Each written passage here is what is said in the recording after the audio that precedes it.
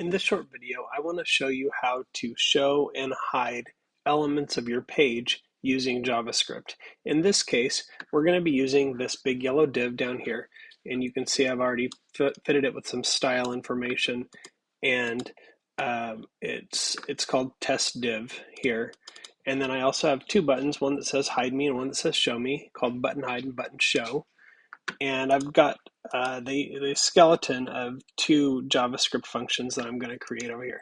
So basically, the method for showing and hiding a div is to change the display in the CSS to none when I want to hide it. And you'll notice that it doesn't just hide, it actually disappears from the page structure. This content that's below it moves up as if it's not even there.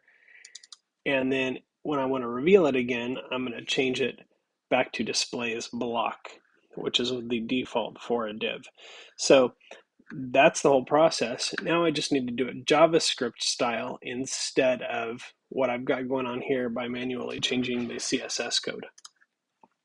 So inside the do hide function, I need to set the display to none.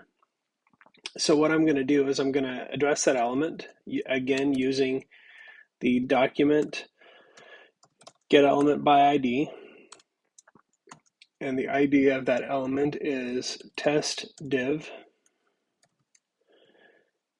and I'm going to say style display equals none, and that's it, just one line of code there. And I'm actually going to copy that line of code down to the next block, and I'm going to change this one to block because that's all I need to do to make that reappear. Now all I have to do is take these functions and add them to the buttons so that the buttons trigger those functions. So I'm going to use onClick, and that one is do hide. And then on the show button, obviously I'm going to do the same thing, except that is do show.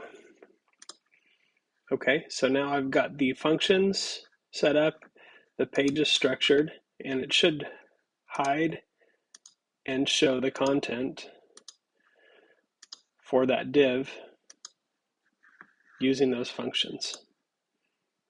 Pretty simple.